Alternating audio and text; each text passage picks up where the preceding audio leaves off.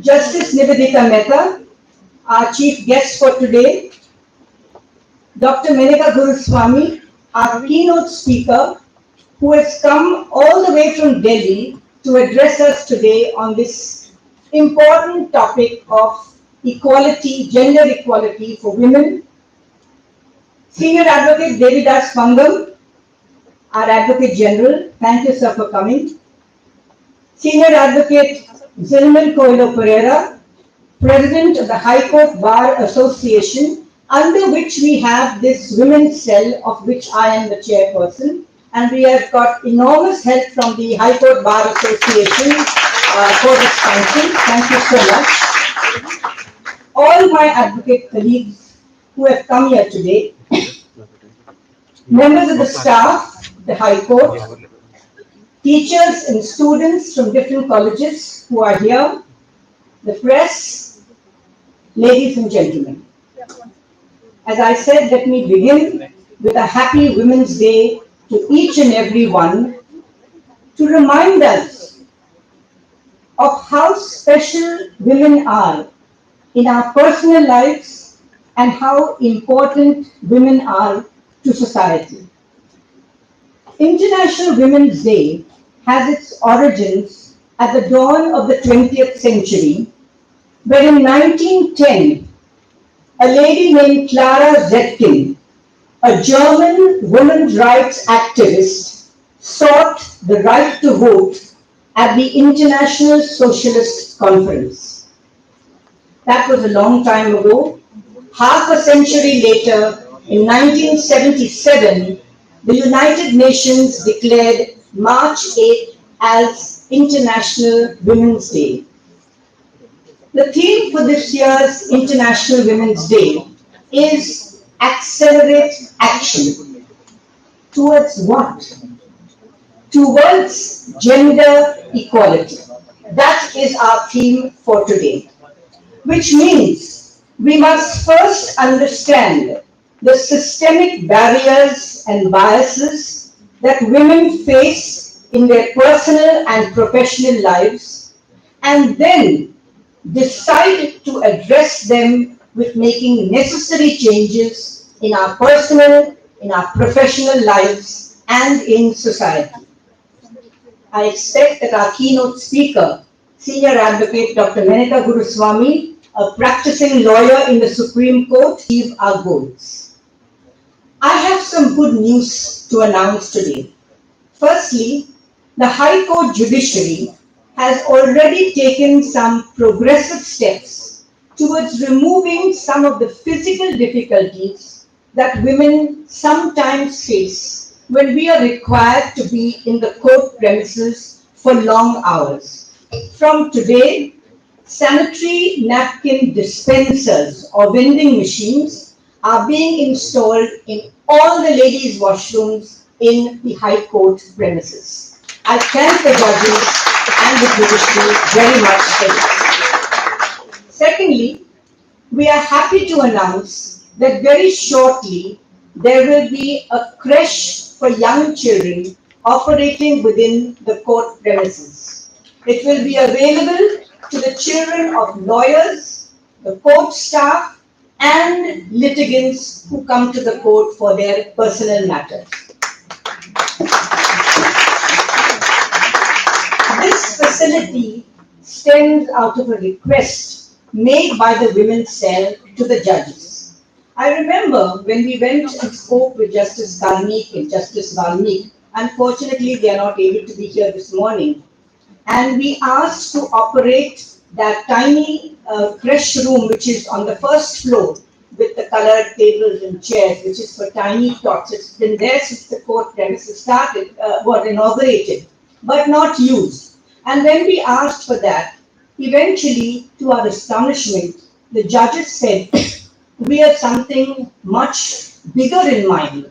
We want to create a proper creche, not for tiny tots only, but even for young children whose parents find it difficult to leave them at home and come for work here or come for other business over here. So there will be a creche to be constructed by the GIDC A tender has already been issued. It will be on the ground floor. It will have books, it will have crayons, color things, for young children, including tiny tots. So, on behalf of all the women who shoulder child care responsibility, and also on behalf of fathers who take part and take responsibility for child care, I want to say a very big thank you to Justice Karnik, Justice Menezes, and Justice Mehta for turning our small request into a program and a project much bigger than we examined. The judges truly deserve a round of applause for this. And with these few words, I will hand over the mic to our compares, Susan and Shambhavi, who will guide you through the rest of the program. Thank you.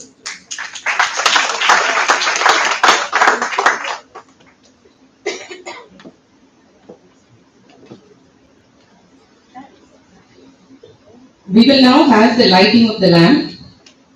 Light symbolizes brightness and prosperity. Just as the lamp enlightens the surroundings, may wisdom and awareness shine upon us. It is our honor to invite Honorable Justice Nivedita Mehta, Learned Advocate General, Dr. Maneka Guruswamy, the President of the High Court Bar Association, Senior Advocate Zilmin Koy, Chairman of the Women's Committee, Senior Advocate Norma Alvarez, to do the honors. We will miss our guests of honor, Honorable Justice M.S. Karnik and Honorable Justice Valmiki Menezes, who could not make it for today's function.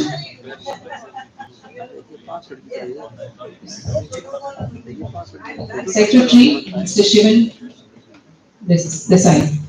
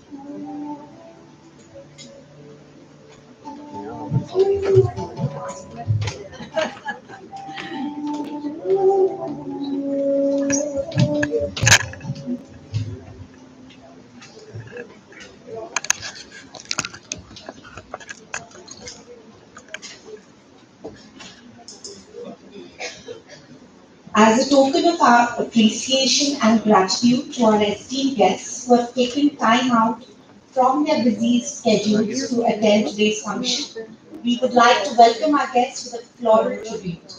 I now call upon Advocate Maria Simon Correa and Advocate Tanya Ferreira to present a floral tribute to our esteemed guests as we call out their names. Kindly presented to our chief guest for today's function, Justice Nivedita Mehta.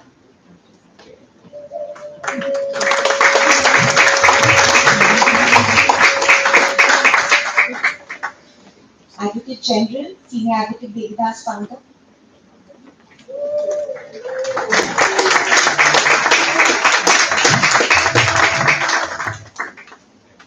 Our guest of honor, Dr. Maneka Guruswamy, Senior Advocate.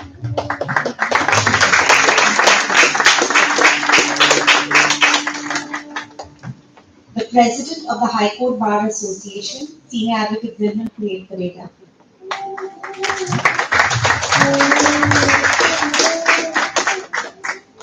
Senior Advocate Ms. Arundhati Kaju.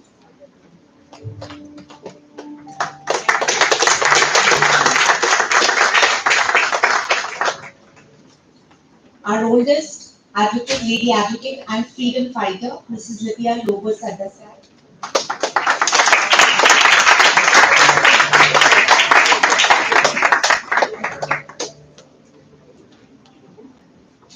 Judge and Member Secretary, Goa State Legal Services Authority, Ms. Shabnam Sheikh. Madam.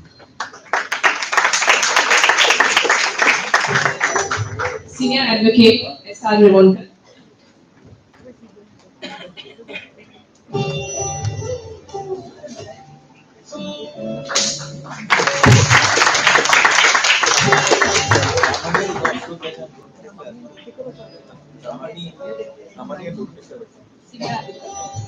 Senior Advocate, Saresh Rotekar.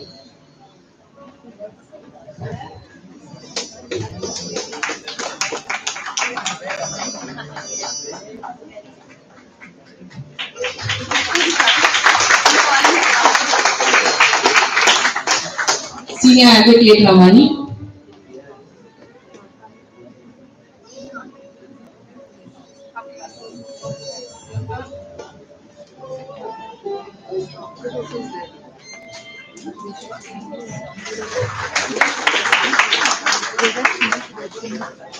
Senior Advocate Sudesh Musdamkar.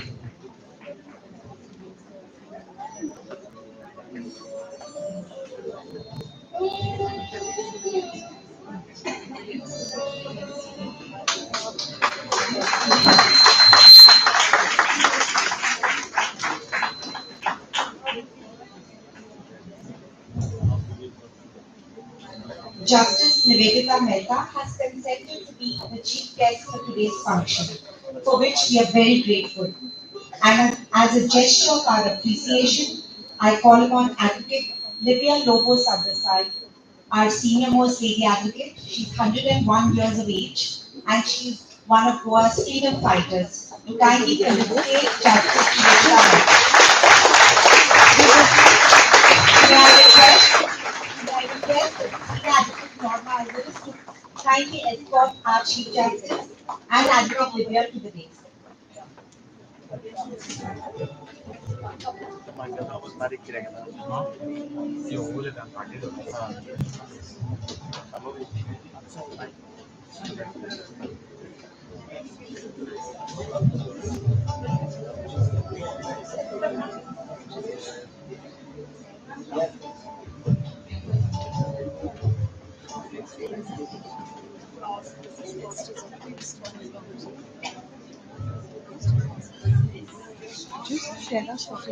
May I say a couple of words? One, Mike.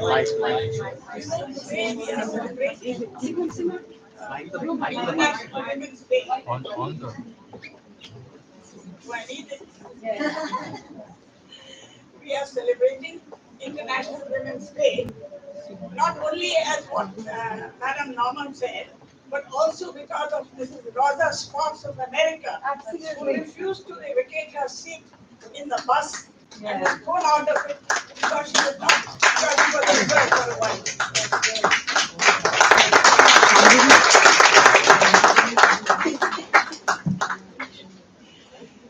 And more than that, I would like to say what has always been my motto. What the teaching of our own barrister, Mahatma Gandhi, to the women of India particularly. He said, know the way, show the way, and go the way. That is what I have done.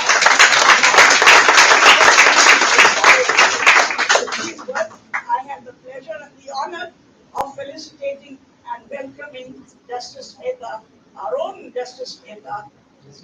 It is the other way around.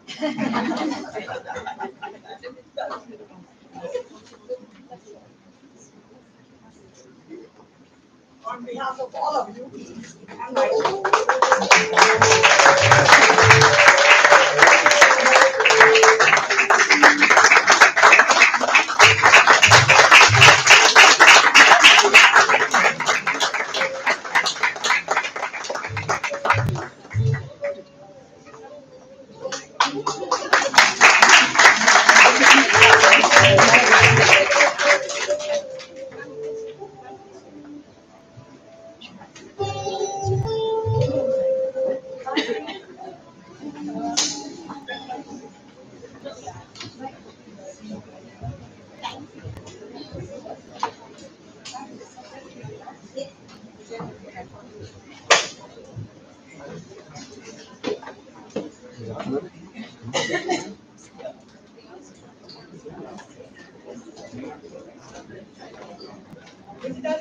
May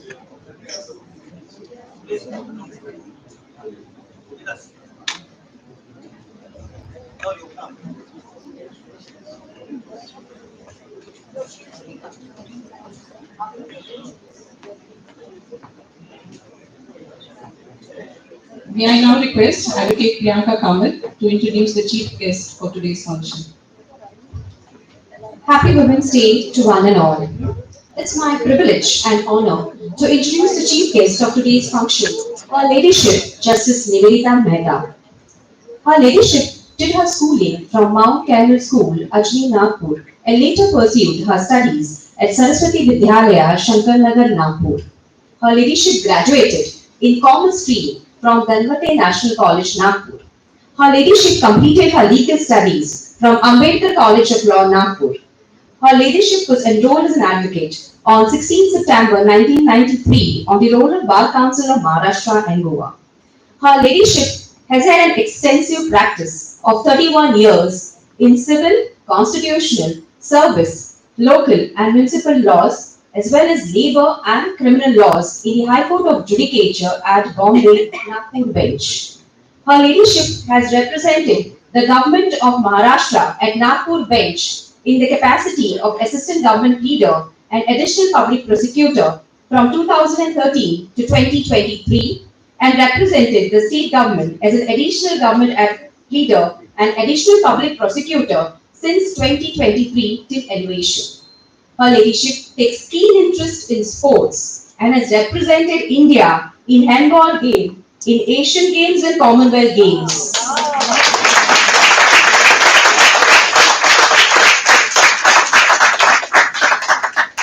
Her Ladyship is a recipient of Shiv Chhatrapati Award, the highest award for sports in the state of Maharashtra.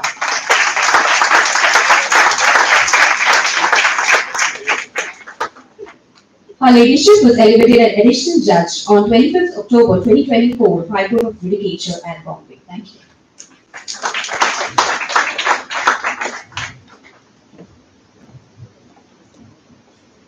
Thank you, Priyanka. May I now request our chief guest, Honorable Justice Nivedita Mehta, to address the gathering.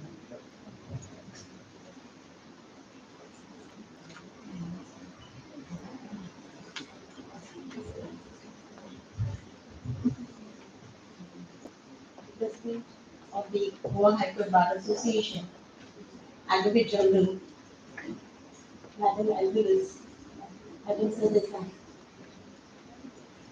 Mr. Shivan Desai, Dr. Guruswamy, Madam Kajju, and distinguished members of the bar. Good morning and a very happy Women's Day to one and all. I'm extending the wishes of my brother, Justice colleague, as well as ministers. It is my distinct pleasure to stand before you on this august occasion and share my views on a cause that touches upon all our lives. Before I proceed, I would like to take a moment to address my immense sense of gratitude in being able to stand here as a member of this institution. It is indeed a great privilege to serve the bench, but a privilege that comes with an inherent burden. It is from the example set by my brother Justice, Justice Stomach, Justice Menezes, that I have seen how painstakingly one must render this duty. It is from stalwarts of a profession such as Dr. Guruswamy that one derives inspiration to do one's best for this institution. The women's movement is not a novel one. It is a centuries-old struggle that is marked by great personal cost led by many champions of this cause.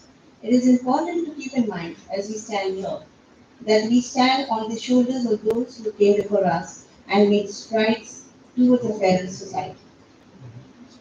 Pioneers such as Justice Fatima B, the First Lady, Judge of the Honorable Supreme Court of India, Justice Leela Seth, the First Lady Chief Justice of a High Court in India, and from our very own Goa, Padma Shri awardees, Madam Alvarez, Madam Sadasai, and many other nameless faces who have carried this movement forward. This movement is also not a cause purely for women. It is a cause that demands the consideration of all our views as to what constitutes a just and fair society. It is an all-encompassing question that touches upon human rights, our collective and individual moral responsibility, and for us as servants of this institution, a forward push to invite gender equality as a legal necessity. Despite significant progress in terms of legal framework, numerous women continue to encounter difficulties. We, the legal fraternity, as a collective, have the power to change this. It is a duty that we owe to society and ourselves. It is also imperative that we consider that not all change is possible through positive law, and therefore our duty is not limited to the professional sphere. It is the duty that we must always carry with us. I would like to congratulate Mrs. Vegas, Ms. Savan, Ms. Sirsat, and Mr. Arun Pandey. Your efforts have not only made a significant impact in your respective fields, but have also inspired countless others to follow in your footsteps. I and many others are very keen to hear Dr. Guruswami speak, who has been a vociferous proponent of the movement for equality, and therefore I would like to conclude with my parting thoughts. The fight for gender equality is rooted in a nuanced and broad view of equality, one that transcends classification of equality as social or economic in nature, rather one that espouses these views but is not limited by them, one that enables true freedom of self-realization for every girl and woman free from the shackles of societal resistance.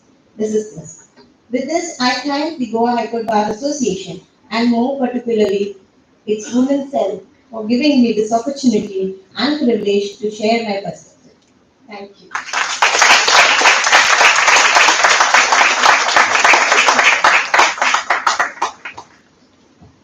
Thank you, ma'am, for your kind words. Requesting you all to remain on the dais. We will be felicitating our four special invitees.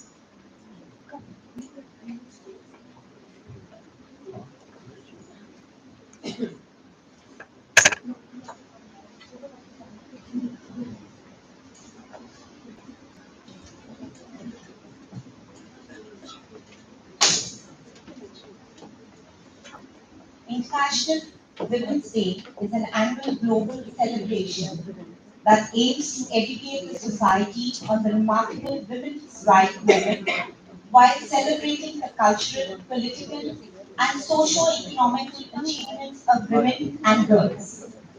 Today, we would like to honor the contributions, the spirit, the resilience, and achievements of four very special people who we believe have championed the cause of women and girls and have made us proud. May I now request Advocate Simon to kindly escort our felicities to the dais. Ms. Auda Viegas, Ms. Naman Sabit, Mr. Arun Pandey, and Ms. Sonia Sirsa.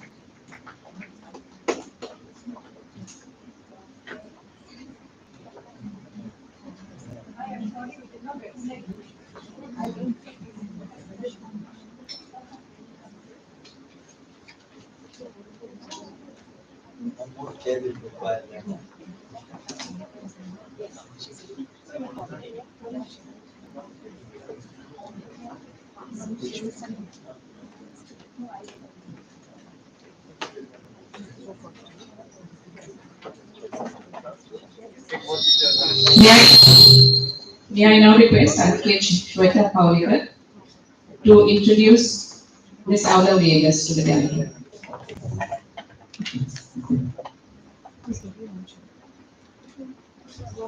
Three words sum up the career of Ms. Auda Viegas: educator, social activist, and founder of Bailanzo Ekport. Ms. Auda, as an educator, did not restrict herself to teaching the curriculum in schools, but rather, having obtained degrees in counseling and criminology, she chose to engage herself in conducting awareness programs through the community legal awareness teams of the Kare Law College of Margao and the initiatives of the district and Taluka legal services authorities. As an activist, Ms. Auda's work is focused on women in distress. This led to her being appointed as the member of the panel for the rehabilitation of women under the Immoral Trafficking Prevention Act, a member of the Juvenile Justice Board for Apna Ghar, and a chairperson and later a member of the POSH local committee of the South Goa Collectorate. Bailanso Ekvot, the organization she founded for women, children, and the environment, is now 32 years old. Its most recent initiatives is the One Stop Center for Women in Distress in South Goa.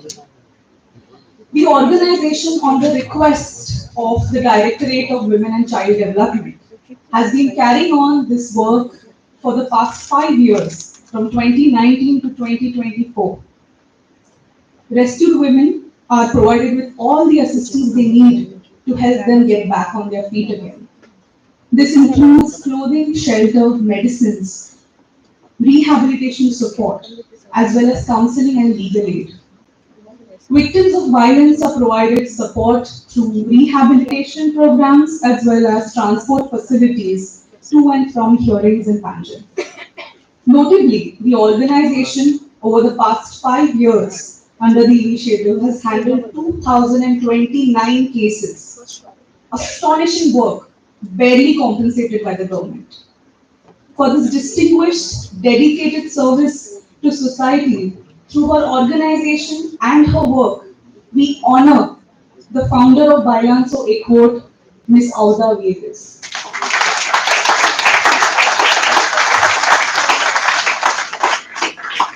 Thank you, Shweta. We request the Honorable Justice Nivedita Mehta to felicitate Ms. Auda Viegas.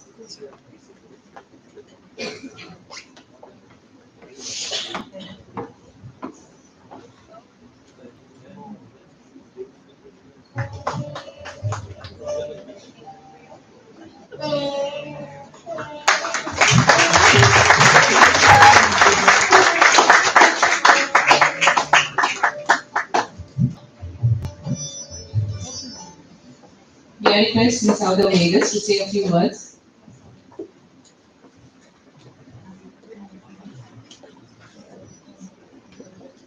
Distinguished members of the legal fraternity, both on of the days, students and staff of the court, the Bar Association.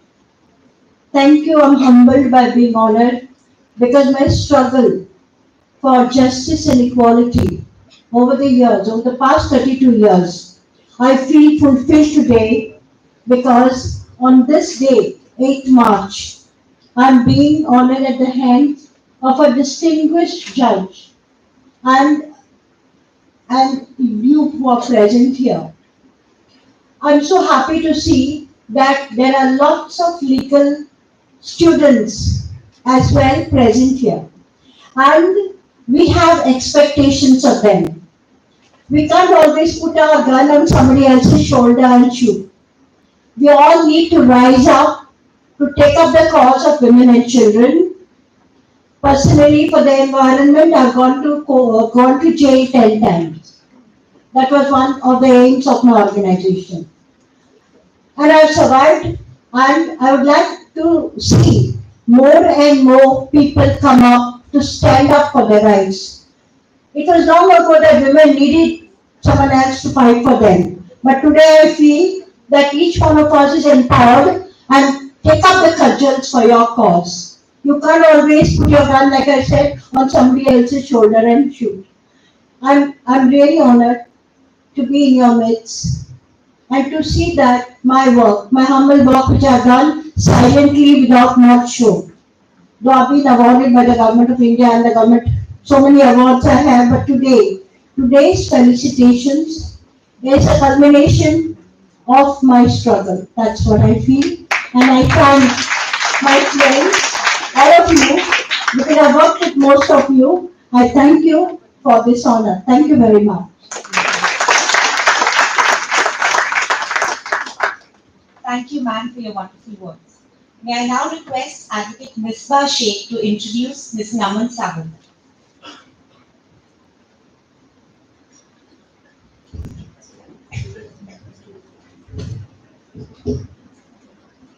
Naman Sawant. Ms. Naman Sawant has had a varied career, from a school teacher to an assistant in the PWD, to a researcher at the National Institute of Oceanography, where she lived on a boat for 120 days doing her marine research in the Andamans.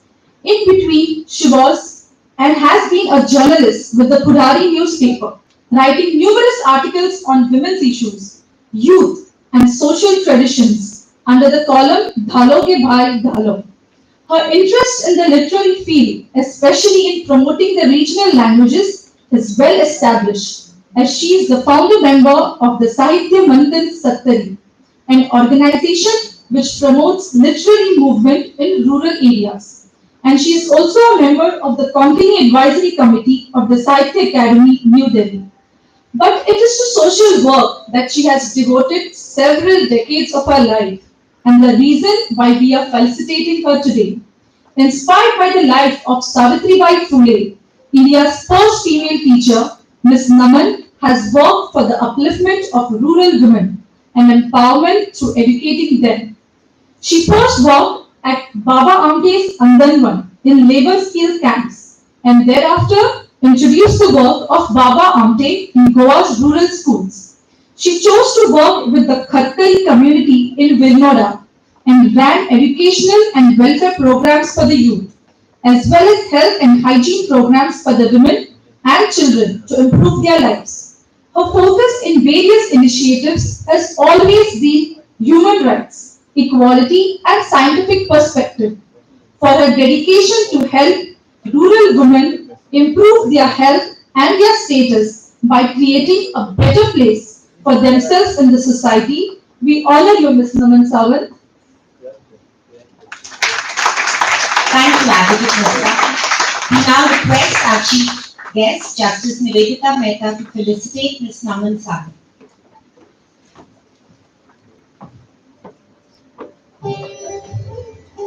Ma'am, this festival, you cannot get your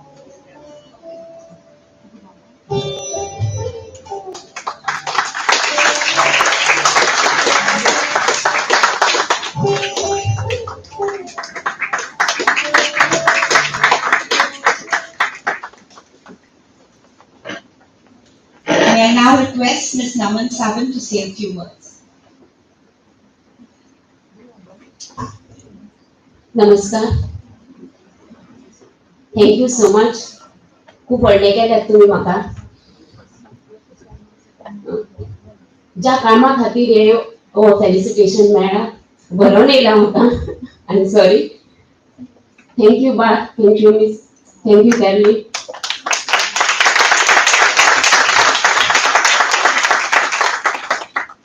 When you imagine a girl of 17 years, what we see, a school going, a higher secondary going girl with uniform and a bag. When we see a Katkari girl of 17 years old, what we see, she is malnourished, she has a 3 years old baby in her lap, 1.5 year baby in the hand, and she is 5 months pregnant, and all three of them are undernourished. So this makes us a Vedan Kendra to work for them. For early pregnancies, for repetitive pregnancies, early marriages, unhygienic conditions the students live in. This Katkari community is the monkey hunters, we say, makad mare or vanar mare. They sting so much that we don't feel like standing at least 3 meters away. We prefer to stand. Whenever they go to some government offices or anywhere, we just shade them by go and like that. So for these community, what is the progress of our, how we can measure the progress of our work? These students, the 42 students we are learning under us Vedan Kendra now are the first generation learners, and sitting for 2 hours at a place is the progress what we have achieved for last 6 years. Out of 22 women, 6 women have accepted copper tea as the contraceptive. That is our achievement, we can say. Seeing here the lawmakers and implementers of law, I would request each and everyone, the future justice and present justice also, I would like to take opportunity to request you. The rural woman is suffering for so much with all Rudi paramparas like widow discrimination and disrobing, not only women, even man. Disrobing order has been issued long back, but the implementation of this order is too far, I think. Social reformation takes place very slowly, with the speed of crocodile, with the speed of tortoise maybe, not even tortoise, maybe the speed of snake. But this change can be accelerated with the better implementation of laws. And these laws are our strong, what we say, shastra, like we can use, the social reformers can use the law as the strong support for our opinion, what we can put up in front of villages. Disrobing and widow discrimination at the time of death of her husband and for the long term till her death. For both the discriminations, we stand. I think the law should come fast so that this discrimination stops, because we respect the girl, the lady with the husband so much, and we disrespect the lady without husband so much. So the existence of husband is the only criteria for the respect of woman. We are living in the 21st century, and we see existence of husband as the respect criteria for woman. I think this we should somewhere it has to stop. So I appeal all the lawyers, advocates present here to please implement this law uh, and do the justice to one and all. Happy Women's Day. Thank you so much.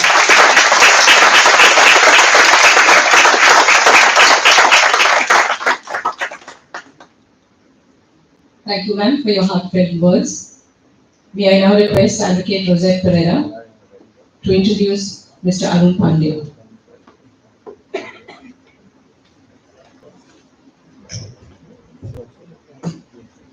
Mr. Arun Pandey is a law graduate and a postgraduate in criminology and correctional administration from Tata Institute of Social Sciences, Mumbai.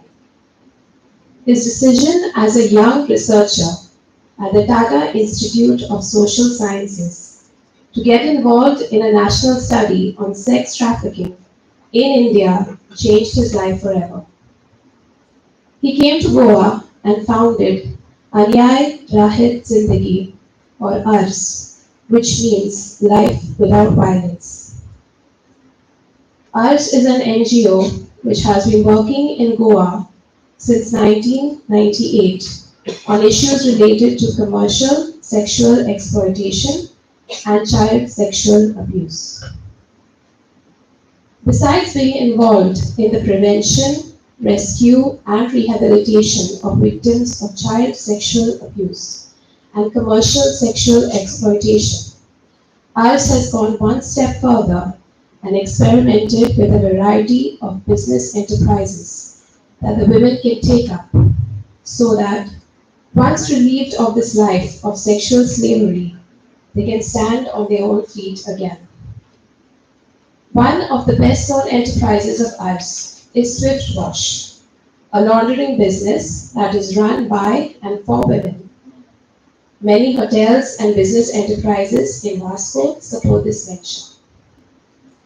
Mr. Arun Pandey has contributed to the drafting of the Goa Children's Act and the Prabhat scheme for the rehabilitation of the victims of sex trafficking.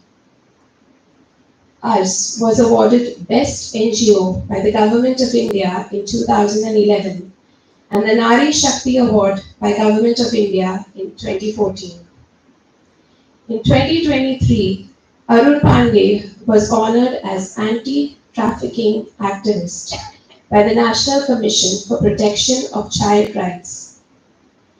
We honor Mr. Arun Pandey for his efforts beyond the call of duty that he has rendered to society, standing by women who are helpless and are often despised for no fault of their own, and for showing them the way to be able to stand on their own feet again.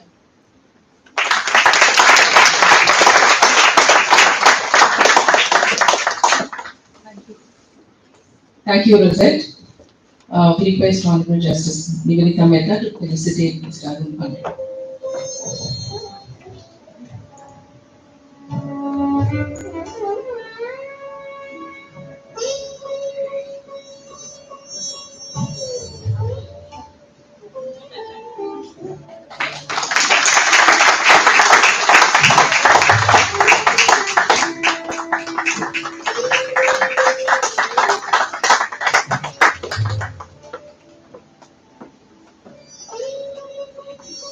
May I request Mr. Arun Pandey to say a few words?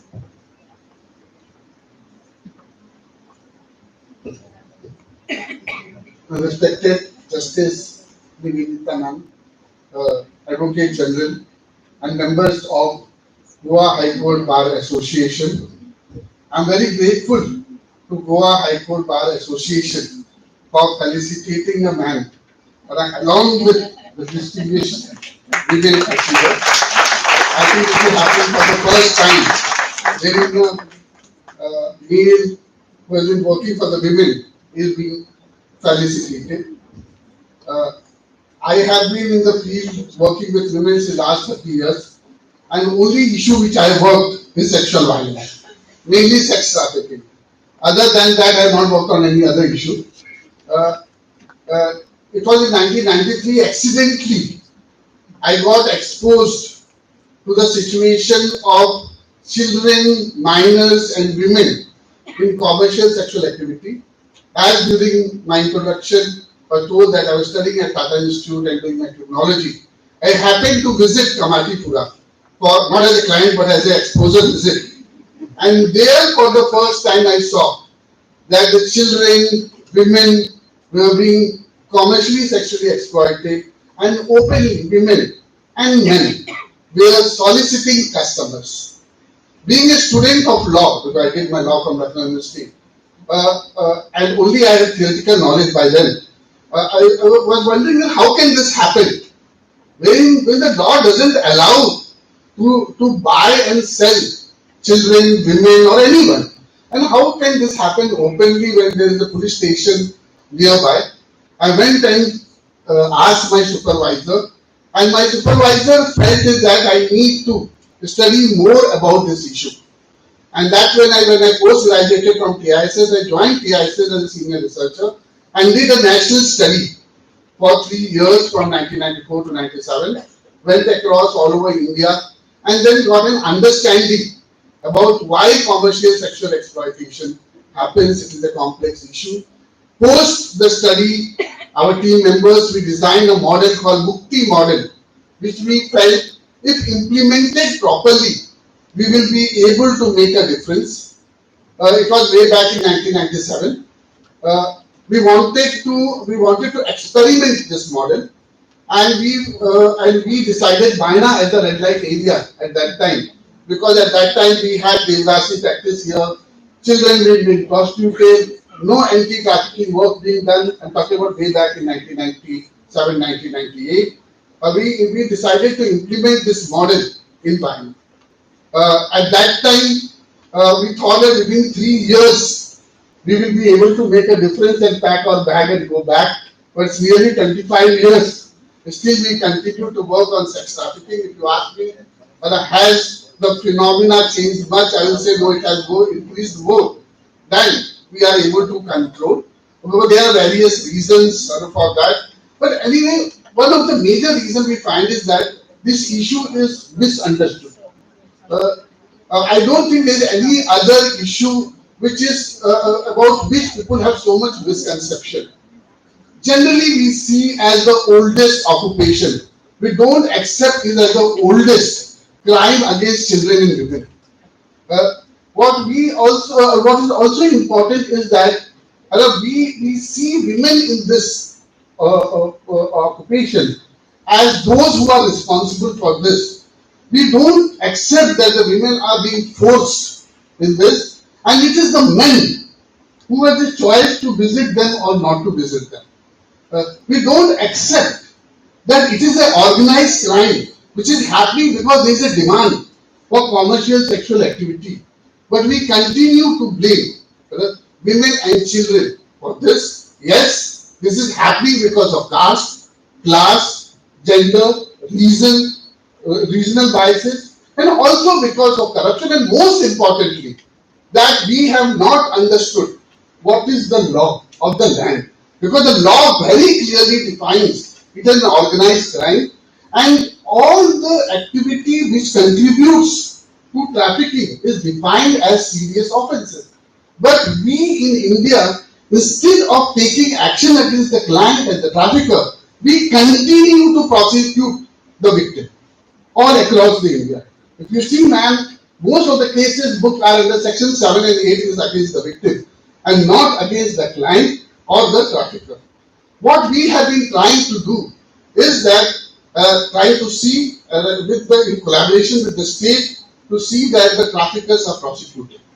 Since I'm a student of criminology, also believe only prosecution is not enough. We need to reform them also. And at the same time, what we have been also doing is that helping the state in rescue of the girls, and along with the rescue, ensuring that they don't get re-trafficked. And the reason for re-trafficking is that they don't have livelihood option. They don't have proper rehabilitation counseling. They require psychiatric help. They require help in de-addiction. They require protection from the trafficker, because in the end of the day, they are the commodity in the market of the sex market. And if the children and women are not there, this market will collapse. This is simple economics. This market exists because there is a demand of children and women, and children and women are used as commodity. So that's what we have been trying to do. The journey has not been easy. Not easy because it's organized crime. Journey has not been easy because the law enforcement agency doesn't understand the law properly. There exists various kinds of misconception. There is corruption. Okay, and most importantly, there is hardly any services, for these victims. We have set up livelihood program, as in the introduction we said. We have formed a group of survivors. It is called WISH, wherein now we have livelihood program in North Goa as well as South Goa, trying to reach out to victims who want to exit. As I said, the journey has not been easy, but what happens is that in such occasions, when your work gets acknowledged, because at the end of the day, it is a teamwork. Though I have been invited here to be felicitated, the last 30 years is not me. There is a team which consists of more women than men who have been working towards making a difference. We do feel satisfied when we are able to enable exit of women and children from commercial sexual exploitation. But I'd like to say that thank you so much. This kind of acknowledgement of the work on sex trafficking, the appreciation by the legal fraternity means a lot, not only to me, but my team, because this gives us courage and encouragement to continue our work to fight against this organized crime called sex trafficking. Thank you very much. Thank you, Mr. Pandey, for your enlightening words. We are truly grateful for your commitment to the cause of women and girls. May I now request Advocate Soumya Rabu to introduce Ms. Sonia Sirsa.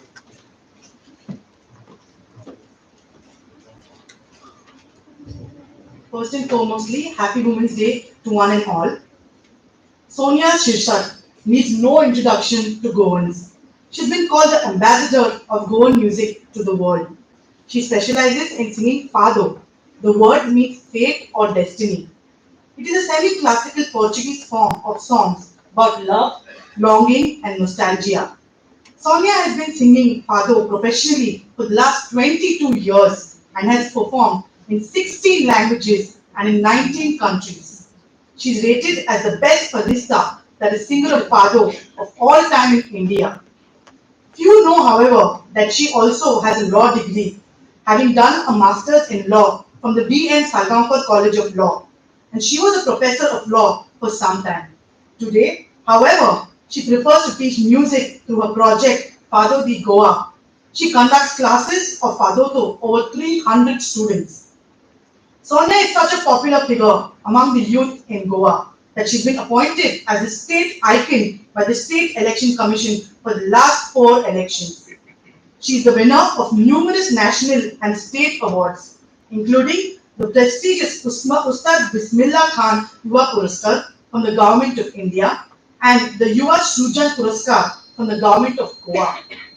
We honor Sonia today for achievements in single-handedly rising to the very top of the music profession and for showing us all that being a woman is no handicap when you have the depth and determination to nurture your God-given talent to its fullest. Sonia has made all women in Goa proud of her achievements, and we, the women cell of High Court Bar Association, are truly honored that she accepted our invitation to be with us today.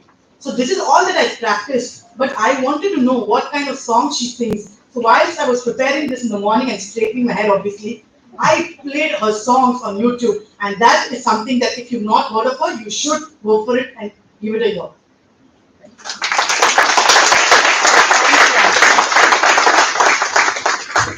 Thank you, Advocate Soumya. May I now request Justice Nivedita Mehta to kindly felicitate Ms. Sonia Sirsat.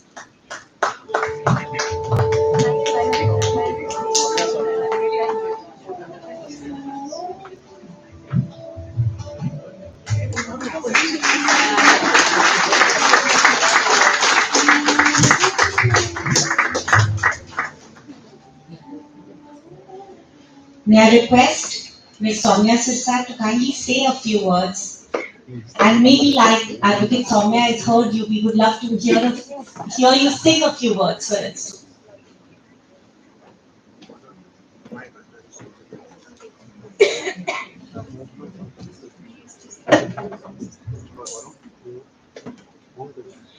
Honorable Justice Mehta, my fellow felicities, honorable dignitaries in the audience, members of the press, students of law, young advocates, some of my law students who are here, staff of the High Court, ladies and gentlemen. First and foremost, thank you very much for this felicitation.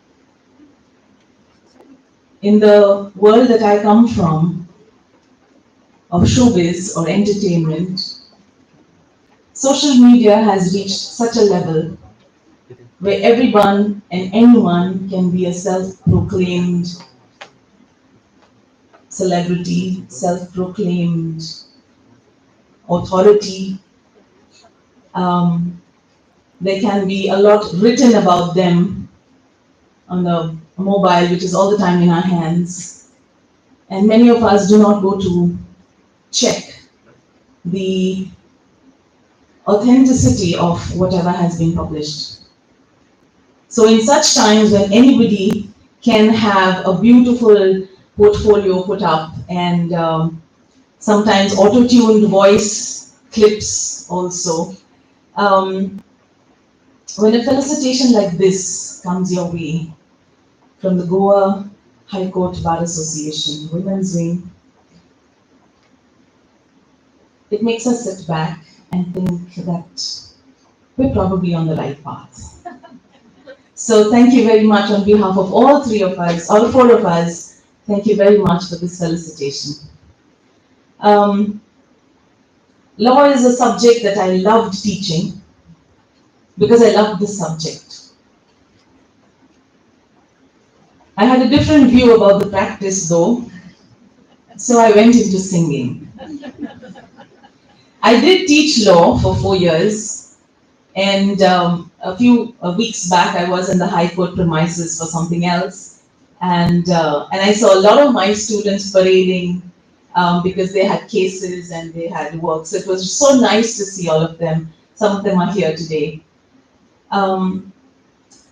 And then when I took a step into music and I started teaching music, I realized that there's a lot of work to be done there as well.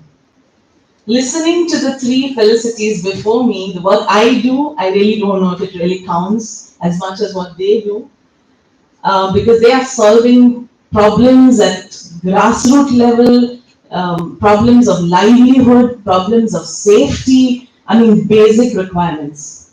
What I'm working on is protecting something that is required, and that is our culture. We talk about the Fado, and why do we talk about the Fado in Goa? Because it's been living here for over a century. It might be in a foreign language, doesn't matter. But it's been living here and therefore it's loved by the people in Goa, so we need to protect it further. Any custom that is more than 100 years, we all know it's standing in law. So an art form that has lived here for more than 100 years becomes ours. But there's another art form that I also want to bring your focus on, and that is the Mando. The Mando is also as old as the Fado. When the Fado was being developed in Portugal, the Mando was being developed here in Goa.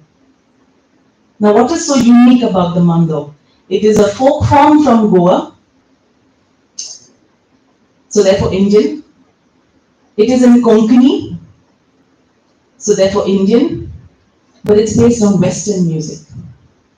Usually a folk form is in the local language, local music, local culture. But Mando is in Western music, not Indian music. But it is Goan, it's Indian, it's Konkani. And that is what makes Mando so unique. Fado has been recognized by UNESCO as Intangible Heritage of Humanity in 2011. I hope Mando will follow soon. Thank you very much, ladies and gentlemen, for this presentation. Thank you.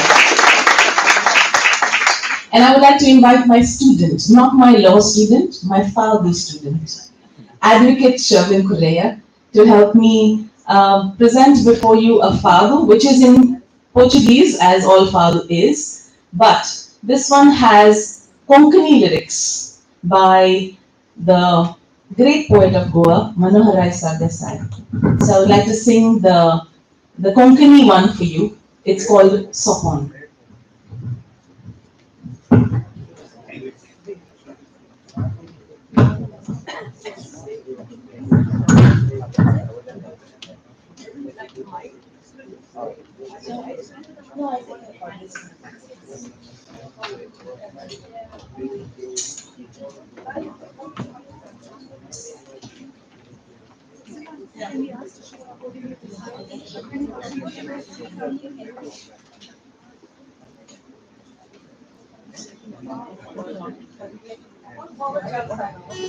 Ensure that no one is seen. Can you be seen?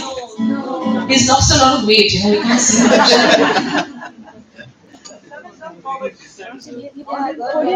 Yeah.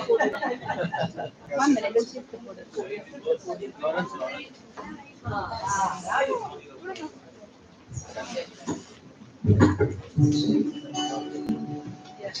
So initially I thought of doing the Portuguese and the Konkani, but it's going to be too long. So I'll just go into the Sopon, which is in Konkani.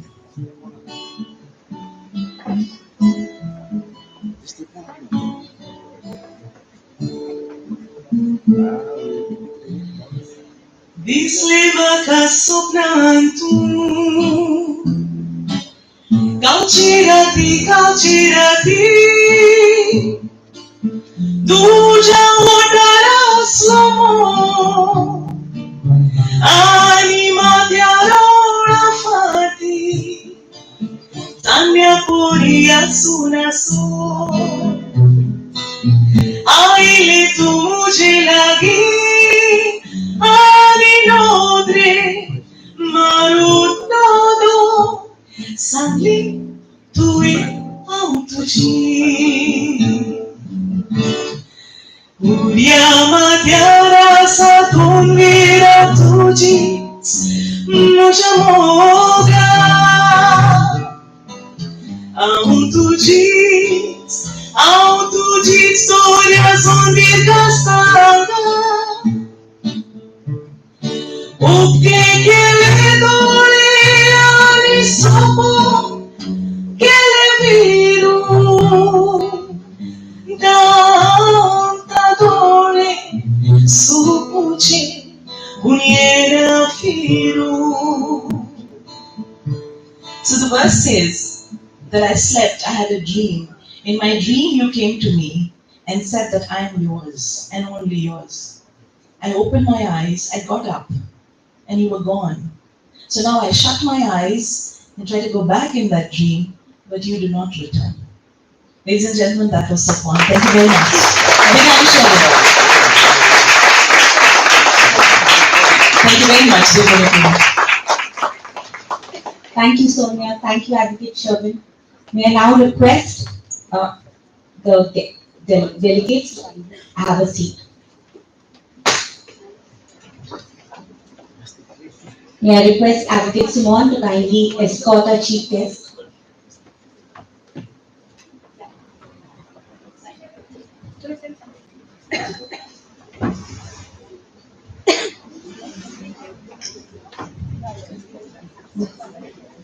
I'll get the basket.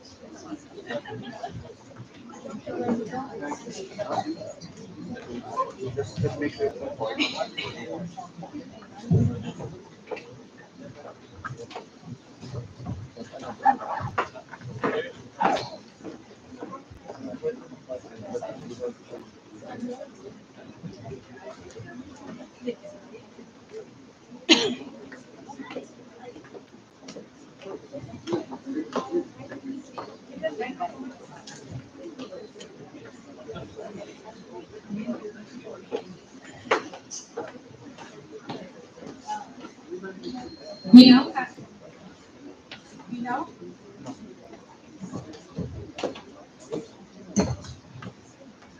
We now have the much awaited part of our function. Dr. Maneka Guruswamy, Senior Advocate, Supreme Court, has come all the way from Delhi to deliver her talk on equality, gender equality, a lawyer's manifesto. Before she delivers her speech and as gesture of our appreciation, I request our chief guest, Justice Nivedita Mehta, to felicitate the Senior Advocate, Dr. Maneka Guruswamy.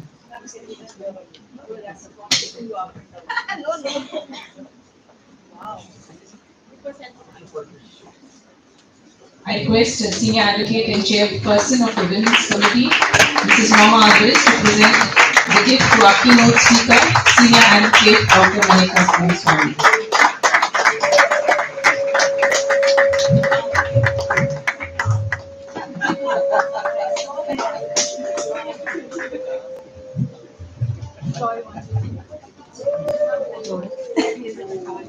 May I request Advocate Caroline Culasso to escort Senior Advocate Dr. Maneka Guruswamy to the dais.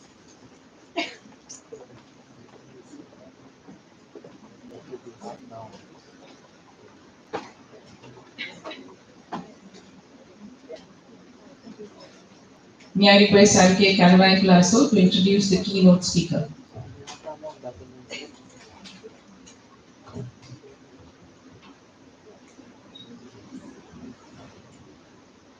On International Women's Day, with its theme Empower, Inspire, Elevate, we have Dr. Maneka Guruswamy, our guest speaker for today, who is well known, widely respected, outspoken, and a senior counsel at the Supreme Court. International Women's Day is all about women's empowerment, breaking barriers, challenging stereotypes, which is why we are delighted that Dr. Maneka Guruswamy accepted our invitation to be our guest speaker for today, where she will address us on the topic, Equality, a Lawyer's Handbook. In her practice at the Supreme Court, Dr. Guruswamy has been involved in a host of complex litigation cases, including the Delhi excise case, which involved alleged manipulation of alcohol pricing by the then ruling state government, the Augusta Westland helicopter case, which involved alleged corrupt practices in defense procurement, the well-known 2G spectrum case, and the landmark challenge to Section 377 IPC, which the Supreme Court eventually struck down Section 377, thus effectively decriminalizing same-sex relations between consenting adults. Dr. Guruswamy is well equipped to fight such battles in terms of her academic qualifications. From her early beginnings at the National Law School, Bangalore, She went on to acquire a doctorate in law and a master's in law from Oxford University and a master's in law from Harvard Law School. She taught at the New York School of Law and has held various academic positions in leading universities like Yale, Columbia Law School, and at the University of Toronto's Faculty of Law. She has written extensively on law and was the co-editor of the book Founding Moments of Constitutionalism. Dr. Guruswamy has a wide legal practice which includes both civil, commercial, and criminal law, and she also appears before the arbitral tribunals both in India and abroad since she has been admitted to the bar in New York. Interestingly, Dr. Guruswamy has an active sports law practice, representing 35 state associations and 700 district associations in a key football litigation at the Supreme Court of India concerning suspension of the All India Football Association by FIFA. Accolades and awards she has aplenty. Noteworthy among them are the Jefferson Medal in 2021, which is the University of Virginia's highest honor in law, and incidentally, she was the first non-American to receive this honor. In 2019,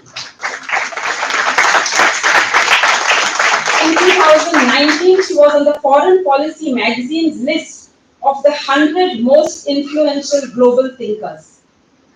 On Time magazine's list of the 100 most influential people of the year.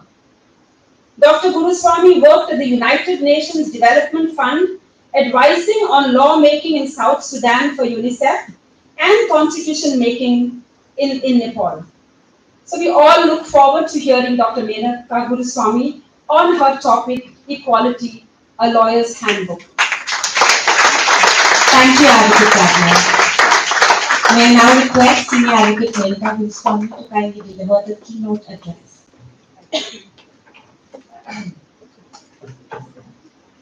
Thank you, Caroline. My mother was trying to call me as the function was on because my mother wants to know why we're not in Hyderabad and why anyone in Goa would want to hear me. Justice Nivedita Mehta, President of the Bar, Mr. Pereira, the Goa Bar Association members, the Women's Cell, Ms. Lydia Sardesai, ma'am, you're making sure that we all stay fit and active. Ms. Norma Alvarez, Senior Advocate, what an honor. Thank you so much for inviting me, for having me here. And to all of you who've come here today on a fine Saturday morning,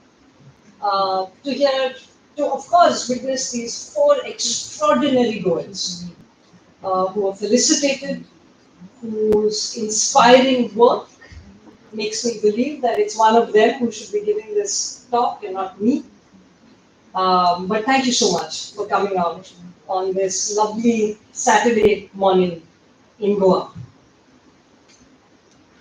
Now, when Senior Advocate Norma Alvarez contacted me about a month and a half ago, 2 months ago, ma'am, I was expecting that call because I thought she was calling me about the internship application that I had sent to the Goa Foundation 24 years ago.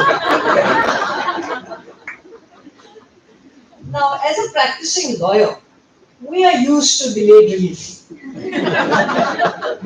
24 years at the Supreme Court, not surprising. So when Ms. Alvarez said, could you come and speak?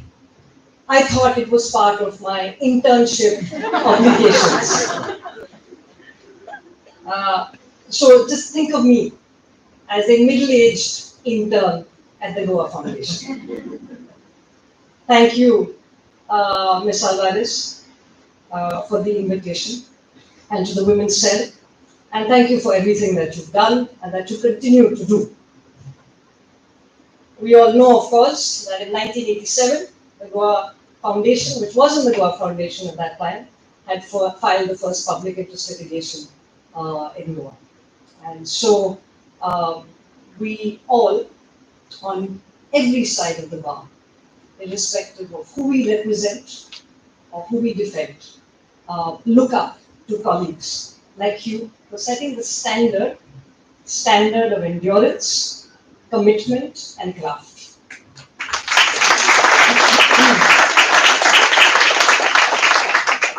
Now, Sapon is a very nice way, ma'am, to think of equality, not just love and romantic love, but also of equality. Because on this fine Saturday, which is also Women's Day, and happy Women's Day to all the women and all the men here today. But Sapon is very nice because any visionary, any woman practicing law, any woman in any occupation actually has one dream, Sapon, of just a more comfortable, a more egalitarian workspace, a more egalitarian home space. So for me, Sapon, as the framers of our constitution conceived of this country of political, social equality, legal equality, is also that wonderful space of equality, hopefully at the bar, right? So in 1960, I'm going to talk about just three things. The Advocate General, before he left, asked me, how long will you speak? You know, there is lunch. So I promise you, this is a short talk, and you will all comfortably eat lunch. The journey of women practicing law was never a given. In 1916, Regina Guha, it's a name we should all remember, male practitioners of the law and women practitioners of the law. Regina Guha challenged the fact that the reins of the legal profession were in the hands of men alone, and she submitted an application to be enrolled as a pleader, which was rejected. In 1921, a second challenge came from Sudhanshu Bala Hazra, who wanted to be accepted also as a pleader. Cornelia Sorabji would soon become the first woman to be accepted as a pleader in the Allahabad High Court, admittedly in a very narrow area of practice. We'll talk about it. 1923 is a very important year for women who practice law and men who practice law with us, because the Legal Practitioners Act, by an amendment, which is the Legal Practitioners in brackets Women's Act, removed the ban on women practicing law. In 1937, Anna Chandy would become India's first female woman judge, appointed as a Munsif judge in Travancore. And on 9th February 1959, Justice Chandy would become the first woman amongst all Commonwealth nations to be appointed to the Kerala High Court. On 6th October 1989, Fatima Bibi was the first woman to be appointed a Supreme Court Justice of India and in any Asian country. She would also be the first Muslim woman in the judiciary. What has this journey been so far? The Supreme Court has had 11 women judges in 75 years, 4% of a total of 276 judges, Justice Mehta. Justice Ruma Pal would serve as the longest. She would have a tenure of 6.3 years. The first woman Chief Justice will be Justice Nagaratna in 2027 for 36 days. In the Supreme Court, 9.4%, 3 out of 32 judges as of December 2023 were women. And women's representation in the high courts has increased from 10% in 2018 to 13.4% in 2023. And in the district judiciary, which is really the face of the judiciary that most Indian citizens will encounter, the increase has been 27.6% in 2018 to 36.3% in 2023. And last year was the first year that the Delhi district judiciary would have more women than men. So those are the numbers. And numbers matter. When you have lack of representation, numbers matter greatly. Because these numbers also percolate across other areas of representation, not just gender, but also caste, scheduled tribe, OBC judges at different levels of the judiciary. Let's examine these numbers. Out of 1,389 seats advertised for Civil Judge Junior Division, 766 posts were advertised for reserved categories. Of this, almost 66.3% of all overall seats remain unfilled. The maximum number of seats that lay vacant were from the scheduled tribe category at a shocking 84.5%. Shocking. In the High Court, 492 out of 650 judges were appointed between 2018 to 2023 belonged to the general category. Of the 698 High Court judges appointed since 2018, 108 are women judges, 22 belong to scheduled caste, 15 to scheduled tribe, 87 to OBC. And 79% of High Court judges identify as upper caste. Now, when I think about these numbers, I'm not proclaiming a case for reservation. I'm not proclaiming a case for just a set aside. I'm asking you to think about whether an institution where the average Indian comes for justice should be as unrepresentative as this. And what does it mean for that institution to lack this representation and to not look like the society that it seeks to adjudicate? What does it mean for legitimacy? What does it mean for credibility? What does it mean for the ability to identify with the litigants before you? And what does it mean for the life experiences that are prioritized and that are given voice to on the bench? But there are more shocking statistics as well. Now in 2019, very happy day for me and my family when I was designated a senior advocate, I found out to my shock that at the Supreme Court, the Supreme Court had only designated 12 women senior advocates till that day, since the inception of the court from 1950. So, the statistics are this. My father is an economist. I believe in statistics because I do think that they may not tell complete stories, but they tell very important stories. As of March 2023, India has 3,149 senior advocates across the Supreme Court and all high courts.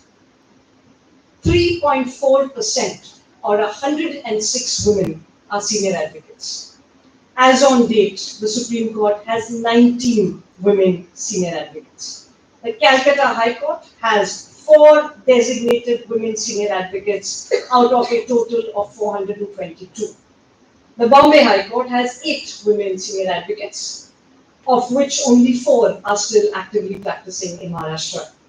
The Madras High Court has 10 women senior advocates out of 299. Southern, northern, central states representation of women is actually abysmally low, when it comes to that lovely gown with the hood. Now, my family is a little different. We are a family of 4. We are 2 seniors and 2 minors. Right? Now, it becomes important, right? Because families play a big role in why women continue in the profession or why they don't continue in the profession. And this is important. As I was being driven here from the hotel to the store, there were 2 young lawyers who opted to spend a part of their Saturday morning picking us up and bringing us here. And I said, well, what is it like at the bar? What is it like to practice law? And why are more women not practicing law? So they said, ma'am, more women not practicing law? In fact, lesser women are now practicing law.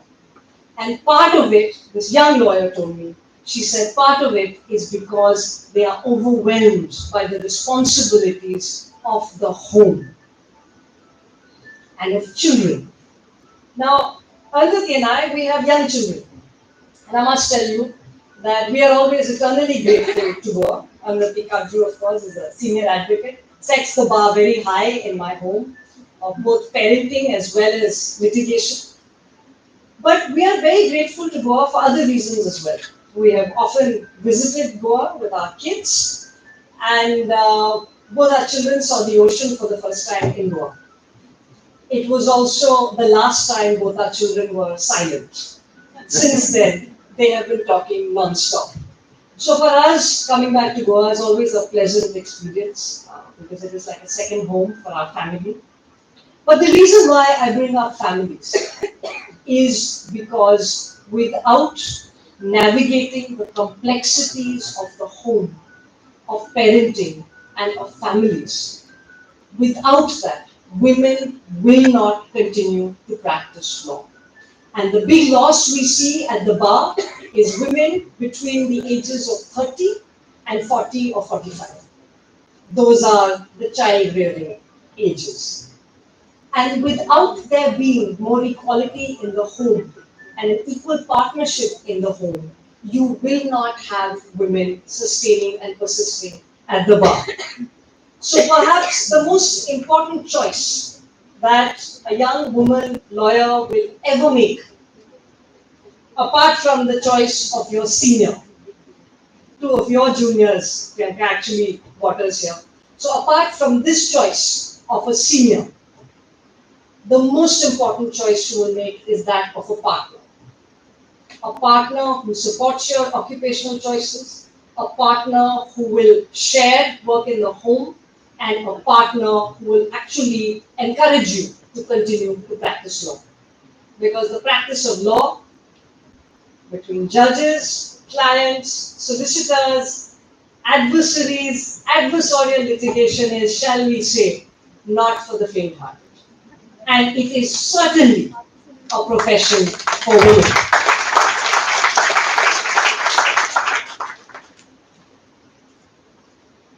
Now, what is also changing, Norma, is the world of the law. And you have a lot of law students here. What is also changing is that the CLAT, the Common Law Admission Test, has highlighted a shift in preferences. In 2024, 57% of the candidates who took the CLAT, who appeared in it, were girls, compared to a decade ago when there were only 32%. So more and more girls are coming to law school. More and more girls are going to graduate. And more girls will come to the bar. So the numbers are slowly changing. We know as women who've been practicing law, and I'm approaching, I think, the 28th year of my practice, 29th year or something thereabouts. We know that it is not just enough to come to the bar. There are different facets of building a practice. As any man or any woman who has his or her own independent practice will tell you, that there are many different facets. It is about attracting clients. It is about retaining clients. It is about being persuasive before judges. Justice Mehta looks serious at this point. I'm waiting to be persuaded by a good legal argument. This has only been numbers so far. It is about persuading judges. It is about withstanding the adversarial nature of the courtroom. It is about continuing to read the brief, continuing to explore a diverse areas of law practice. And it is also amid all of this of retaining your integrity as not just a lawyer, but also a human being. And those are high demands to be made on any profession. And those are the demands of the legal profession. Today, as of 2022, in response to a question raised in the Lok Sabha, 15.31% of all enrolled advocates are women. But remember, 57% of all those who take the CLAT exam are girls. So there is a transformation that is underway as I speak. Now, why does representation matter? This is the question. Why does diversity matter? Why does representation matter? Why does a more diverse judiciary matter? And it matters greatly. Please see, in a very important case called the State NCT of Delhi versus Pankaj Chaudhary, for the first time, an all-female bench comprising Justices Bhanumati and Indira Banerjee held that promiscuity / habituation to sexual intercourse of a prosecutrix cannot be a ground to justify rape. And the bench would say there can be no presumption of a woman being of loose character merely because she has had sexual intercourse before.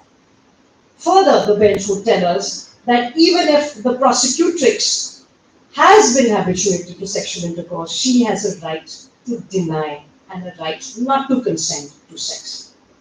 This was a case where the conviction by previous courts, lower courts, had been set aside.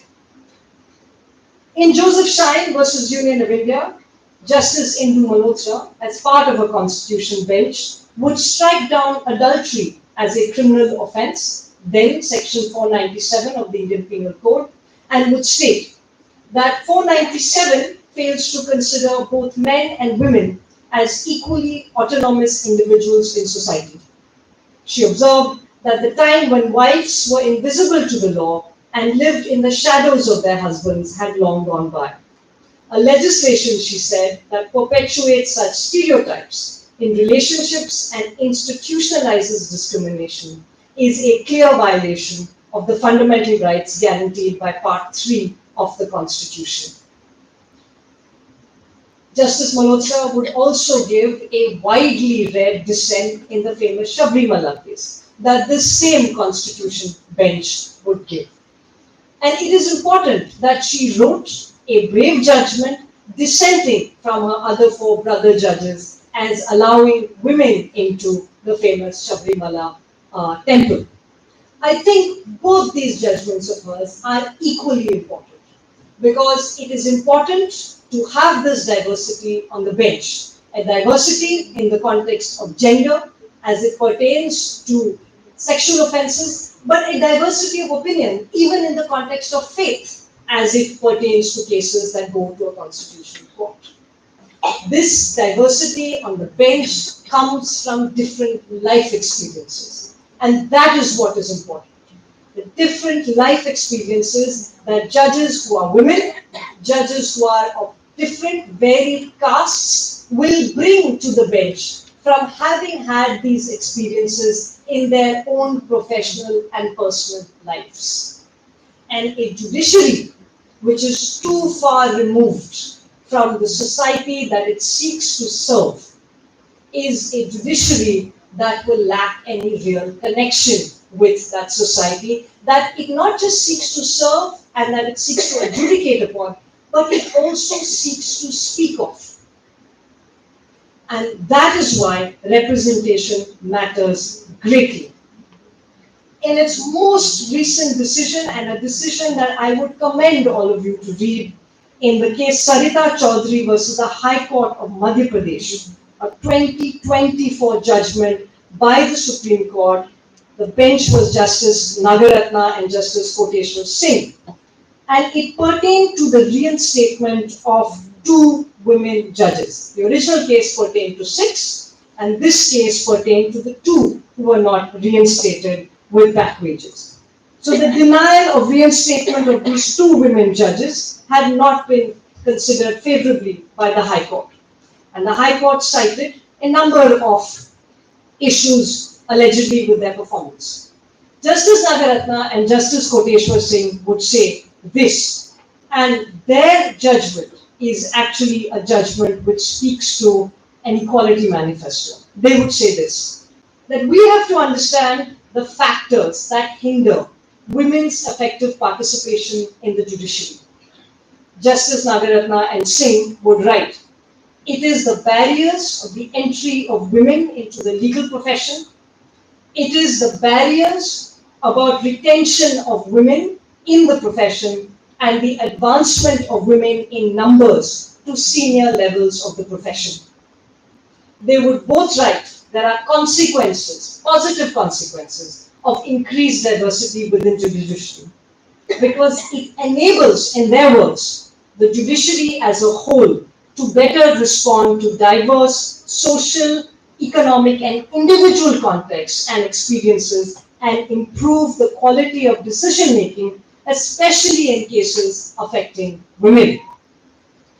Justices Nagaratna and Singh would also write that female judicial appointments, particularly at senior levels, can shift gender stereotypes, thereby changing attitudes and perceptions as to appropriate roles of men and women. Women's visibility, they say, as judicial officers can pave the way for women's greater representation on other decision-making positions, such as in legislative and executive branches of government. Finally, they would say, higher numbers and greater visibility of women judges can increase the willingness of women to seek justice and enforce their rights to the courts. They would look to not just Article 11 of the Convention on the Elimination of All Forms of Discrimination Against Women, but they would look to 2 wonderful decisions given by the then Chief Justice of India, Justice Chandrachud, Ministry of Defence versus Babita Punia, 2020, and Nitisha versus Indian Army. Both decisions speak to the admission of women in the Indian Army as permanent commissioned officers. And I must add that at this moment, there are cases pending on women as permanently commissioned officers to the Navy and to the Air Force that we are now still taking to court. Now, the reason for these numbers and the reason for these decisions is that I'd like to seek to highlight the disparity in not just certain segments of the bar and certain segments of the district judiciary becoming judges of the High Court or the Supreme Court, but it is also peculiarly at odds with the vision of our Constitution.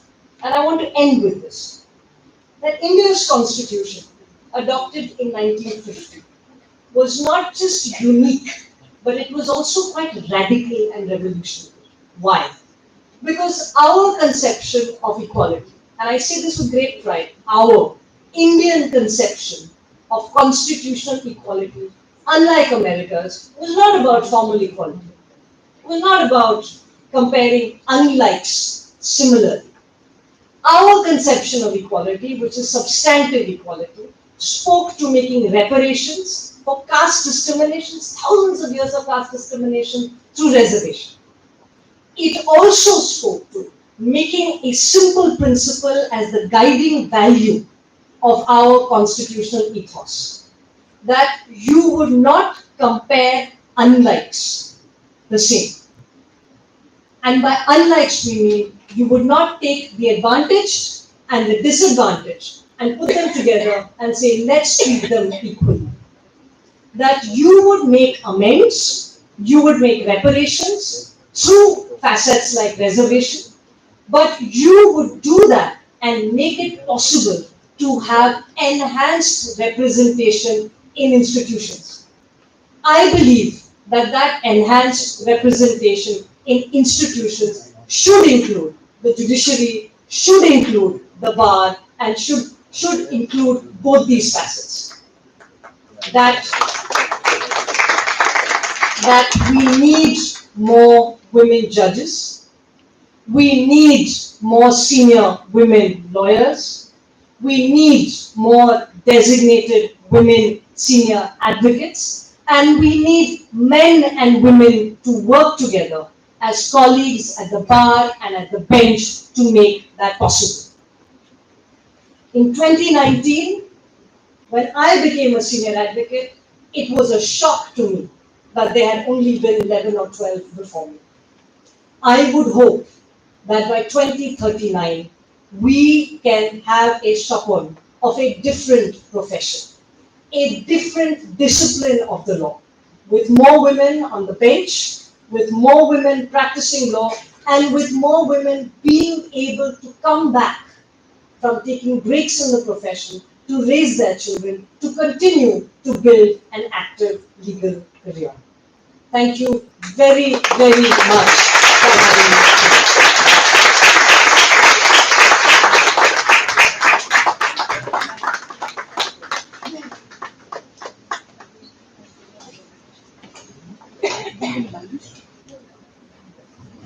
Thank you very much, Menaka.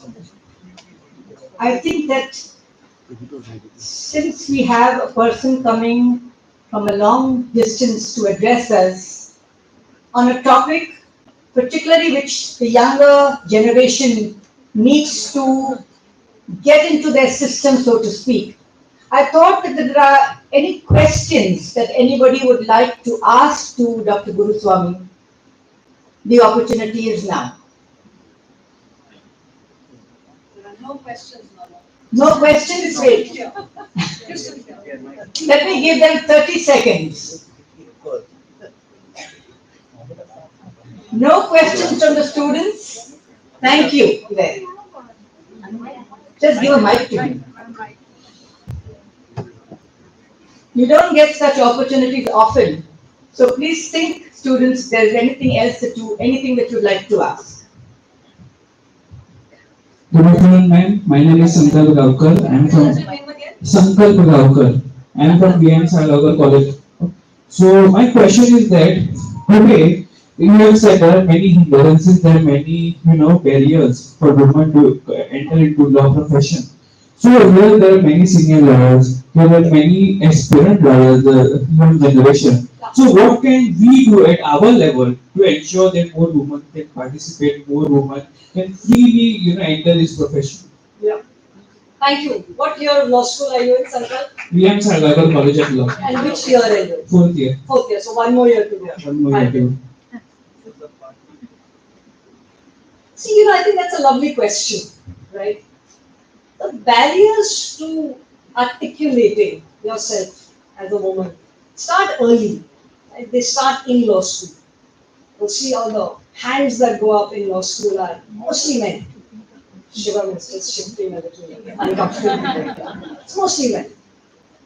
And the women who ask questions, I used to be one of them, kind of, look back a little strangely.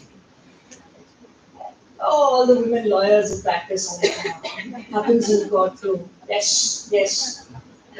Sorry, what is your name, ma'am? Amira. Happened to you in law school? Priyanka ji, must have happened to you also. No, nobody there. Look at Mama strangely. The Advocate General and the President of the Bar is being very silent at this moment. The real thing is it starts in law school. And I'm actually sure it starts in school. It's very interesting, Mama. We have a daughter and a son. Now, in the younger years, you'll actually see that girls are very strong, sturdy, articulate. They're like little gundas. Daughter is a little gunda. The UP Gangsters Act was made for her. It's a registration of one. Right? But as they get into middle school and high school, something seems to change. I asked a friend of mine, who's also a senior advocate, a woman from Karnataka, so what happened? And she says, by the time your daughter will get to high school, what is important changes? What is she wearing? What does she look like? What is the role she's playing? The pressure starts young.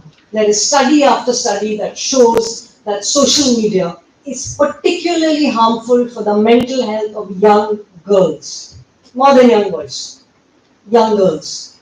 So the question is not what is happening just in the courtroom. The courtroom reflects the society that it's a part of.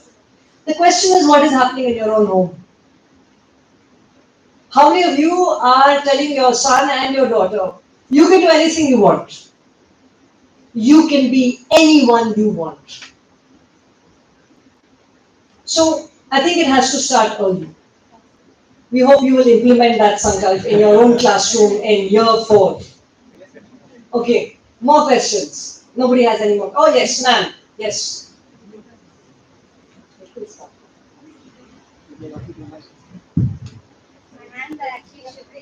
Shivering. So am I. So am I. Mine are sweaty also. I had to wear a jacket. Mama said, no, just shirt.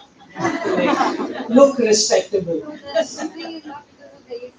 Can't hear you, ma'am. The shivering is not because of the AC over here. Yeah. The shivering is because the dignitaries who are sitting here. Yes, yes, I'm also intimidated. Mrs. Mehta is here. Yeah, and the privilege I Senior have women got. advocates. And the privilege I have got seeing the woman crowning the other woman. The very important part of our society. Myself, Sujata Poste from Khare College. And after 18 years, I have joined college back. Wow. I'm a mother of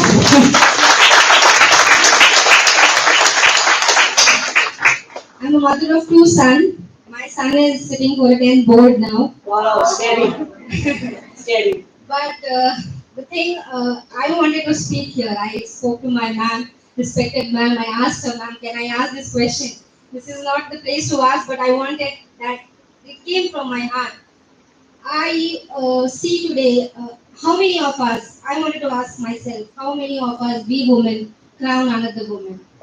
How many of us clap for another woman? Yeah, yeah. Good How point. many of us uplift another woman? Good point. Because until unless we ourselves, we women, don't stand for another woman, the statistics what you have brought on the table in front of us would never go above 60%. The graph will help us grow only when we are supporting another woman. True. Yeah, and every year, I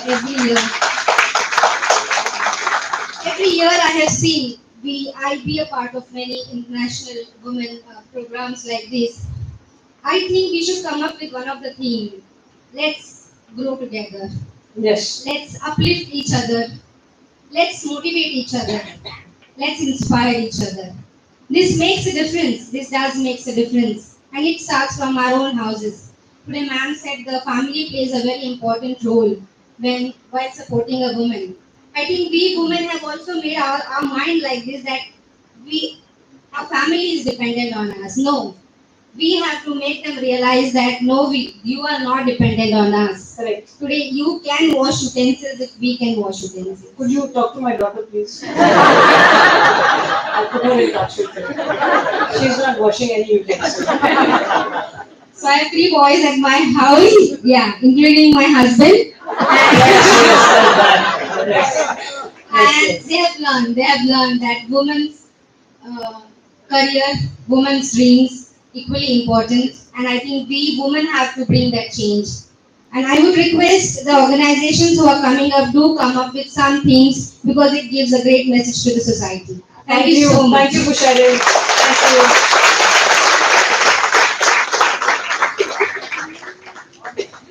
On the same lines that she was talking, I always find that you gave the statistics of a large number of women who are competing at the CLAP exams and so on. And many of them become lawyers, they come to court, you see them all as juniors, but they eventually end up carrying files back and forth.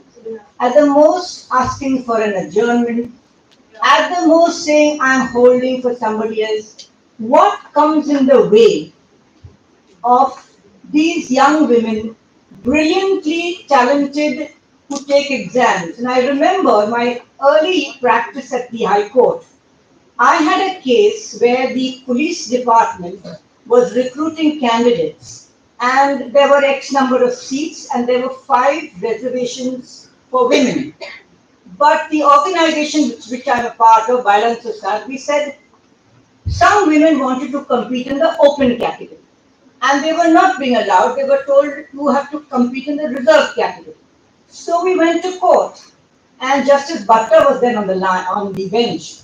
And then he said, you know, Mrs. Alvarez, as it is, you girls in the exams at the 10th, girls top the list, girls stand first, girls take all the career. What will our poor boys do if you compete in the open category? So I said, well, you know, we think we are good enough. He says, you're better than good. That's my worry.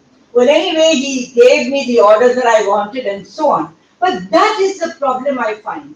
A lot of women study, they top the list, they come up, they come to court, and then they fade away. I have in my office, in the early years, I remember, we are young women, and then of course they get pregnant, you have a baby. And I always told them, take your leave, take 2 years if you want, nurture your baby, and come back.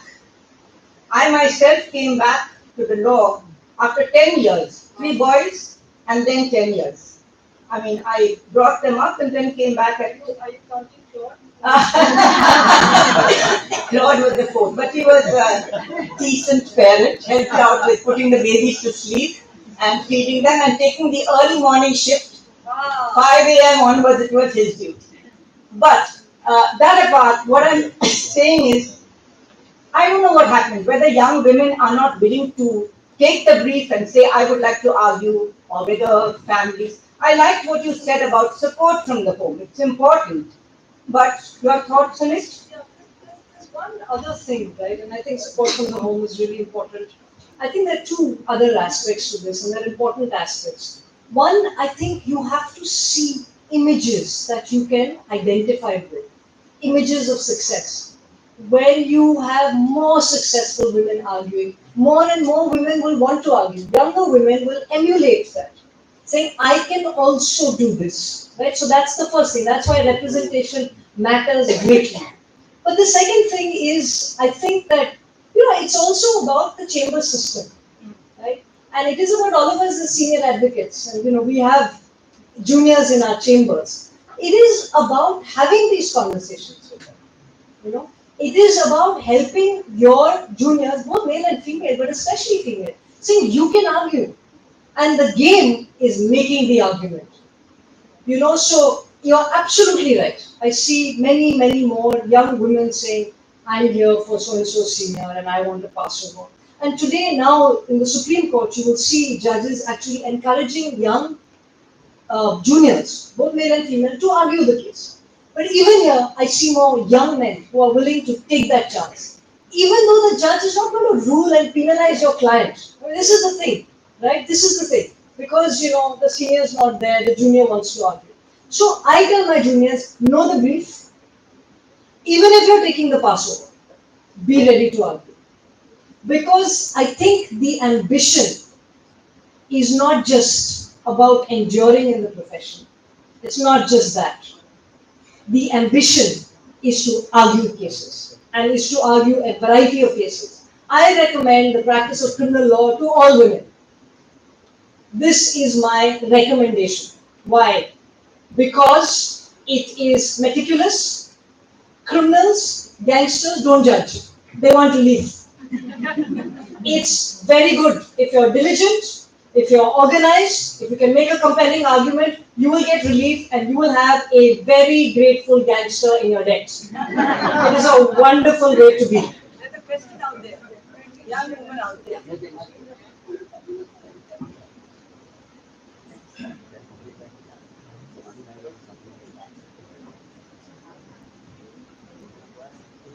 Ma'am, Hi, what's your name? My name is Joshel. Joshel. Joshel. And I am a student of PM Salvador College of Law. Ma'am, I wanted to highlight one of the things we were discussing over here. what are the difficulties that we face when we want to come up?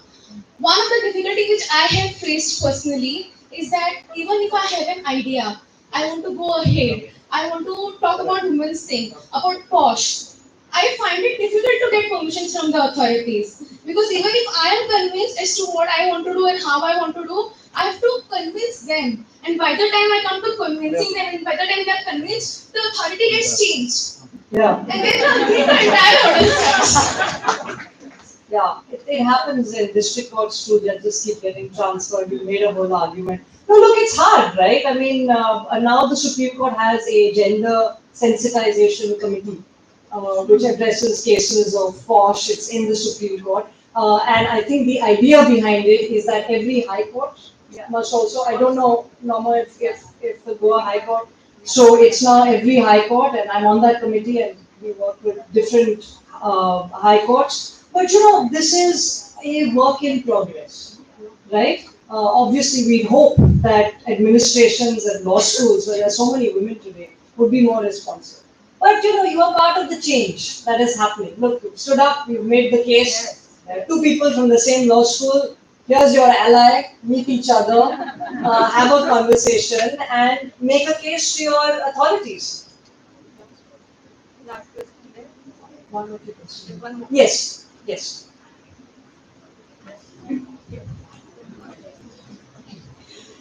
Thank you very much for this opportunity to be here. I'm Dr. Anjana Ferran, professor from Salgampur Law College. I guess most of you know me here.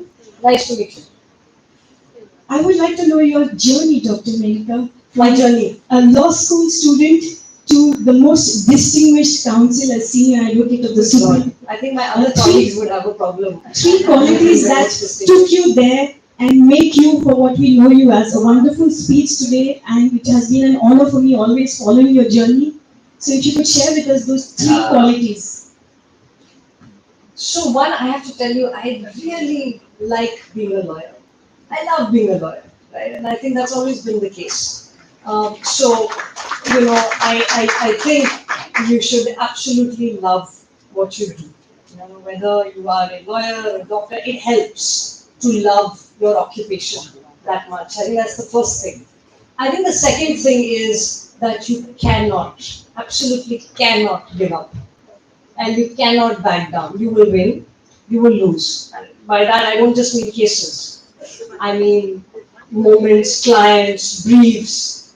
You know, this is an ongoing journey. But it's important not to take it too personally. It's important to know that you are fabulous. Right? So I think that's the second bit of it. And the third bit of it is very, very, very important. Pick the perfect partner. I cannot highlight this enough. I cannot highlight this enough. Right? So I am extremely lucky. You know, Arundhati is not just a distinguished senior advocate. She is not just a better counsel than I am, a better parent than I am. But you know, the fact that you have someone who is in your corner all the time, I think is hugely important. Hugely important. So I think that is also very important.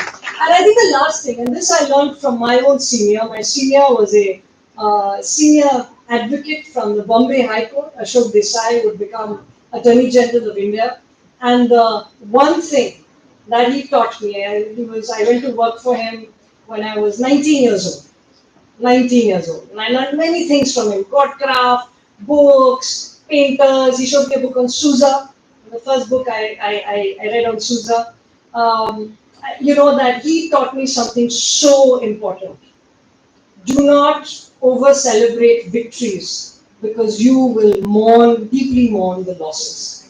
Detachment from what you do, and I know it's very hard, is incredibly important. And do it with a sense of humor. He was hilarious, and I'm not bad at cracking jokes. Okay, there's a lady there who put up her hand. Hello, this is Gargata from Indian International University of Legal Research and Education. Very impressive. Okay. So, my question would be, we often hear that women need to work twice as hard to be just taken seriously, particularly the need to be assertive. So, do you believe those numbers are changing or any changes coming on? You still have to work twice as hard. There is no question. We are trying to change things. We are trying hard to change things. But, it is going to take time, and you have to also walk the path. You have to come to the bar. You have to argue cases, not take passovers, not carry files. Carry your own files, argue your own cases. So it is going to take time, but it is changing. It is changing. Look, let me be clear. I don't have to belabor this point. I am not the norm in any jurisdiction of lawyers. Any jurisdiction. I am not the norm. I am a designated senior advocate. My partner is a woman. We have 2 children. We are both designated senior advocates. We have great practices. So if my story is possible, your story is possible. You have to believe that. And then you have to take ownership about the space you occupy as a lawyer. That's the point. You may have to work twice as hard, but the lesson is do not give an inch. One last question. Last question. Now from Shivan. Shivan. I have to give it to. Yes. Yeah, first and foremost, very well spoken. Thank you. I can't let you go without Nice suit, this Shivan. question. So, with your vast experience internationally, you've been an alumnus of reputed international universities, and you practice international jurisdictions, developed jurisdictions. Just to get a sense of where we are on the topic that you spoke on. Yeah. Internationally, what's the scenario we're looking at? Is it an international issue? And just to get a sense of where we stand today in the most developed jurisdictions, what is the scenario? No, thank you for that question. I must tell you that I have known Shivan. Shivan, when did we do that lovely case together? 10 years ago. 10 years ago. 2013 actually. 2013. Shivan, I argued a case at the High Court, the old High Court. So, not this new beautiful High Court, the old High Court. And Shivan and I worked on this case together. Look, obviously in other jurisdictions, right, like especially developed jurisdictions, there are certainly more women judges, there are certainly more women lawyers. But these issues of juggling home responsibilities and, unilaterally juggling home responsibilities and work responsibilities are across the board. If you talk to German lawyers or a German constitutional court women judges, they will tell you the same thing, right? I think the question is, what are the interventions we're making as a profession to support women? The creche is a wonderful intervention. Flexible working hours is a wonderful intervention. How do we bridge that gap that women take off to when they have young kids? These are important interventions. Justice Chandrachud actually thought at some point that virtual courts enable more flexibility for women to be able to argue cases, right? So I think it is all of these things. In many developed jurisdictions, there are many more support systems. For instance, in Germany, paternity and maternity leave are both taken. So I'm not just talking about the law. It's across the board, across occupation. So what are the legislative interventions that are necessary? What are interventions at the bar that are necessary? So a instructing lawyer who is a good friend of mine is a single parent and he's a father. He lost his wife. Now he has a daughter who's about my son's age, so she's about 7 or 8. And he said something so interesting. He said, you can't have the creche just for kids up to the age of 6. What happens at 7, 8, 9, 10? And it can't just be for women. I am a single parent. That's what he said. He introduced himself to my son as I am both mother and father to my daughter. So this is burdens on both sides. Right? This is burdens on both sides of the spectrum. So it is about systemic changes both at the level of the bar, and we are a guild at the end of the day. I mean, that is what sets apart the bar. That we are a guild, we are here for each other. Younger colleagues can expect to be mentored and supported by us who are older at the bar. Right? That is part of what we are expected to do. But these sorts of interventions to change the legal profession to make it more supportive have to be made. Yeah. So thank you, Menika. I think we have got more than our money's worth out of you. Your two here made you speak and answer our questions and so on. But thank you very, very much for your very enlightening talk and for giving everyone the ways and means by which we ourselves can change. The world is changing, and I believe changing for the better. In terms of gender equality, in terms of women coming forward, a vast change from when I started practicing.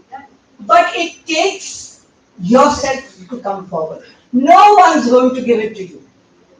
With all the best intentions, your seniors will still perhaps not give it to you unless you say, I want it.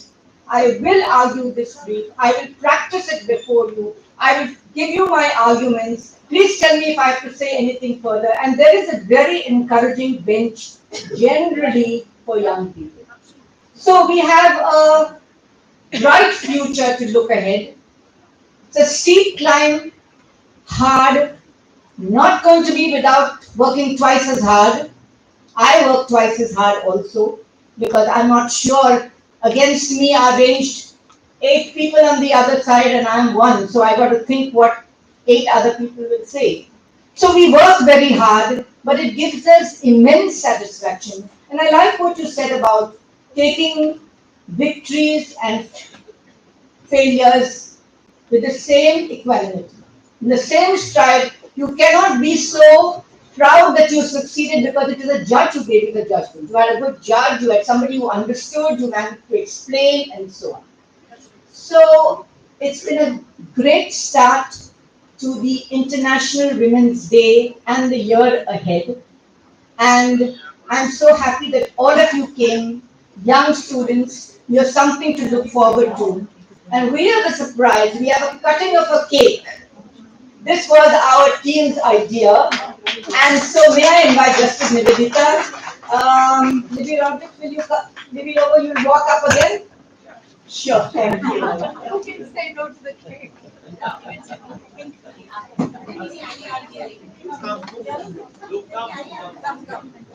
Shivan, come. Continue, come.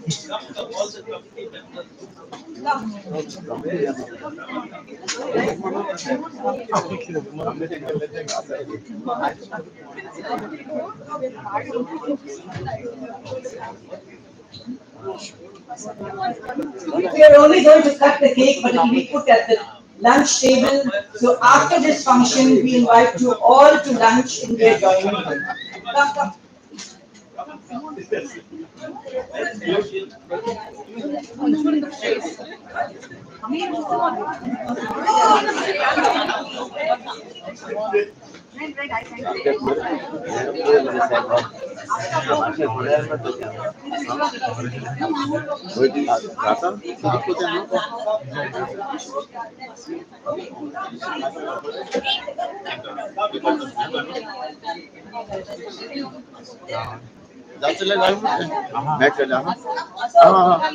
Happy Women's Day to all.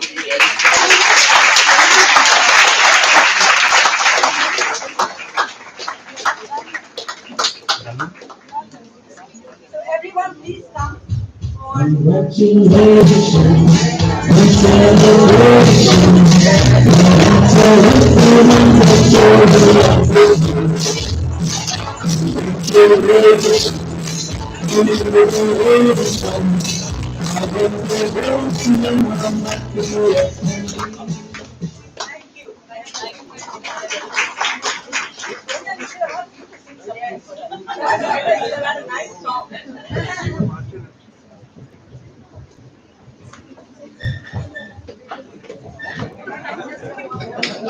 I now request Advocate Simone Correa to deliver the vote of thanks. I'm sorry, this is Neha Shrotkar.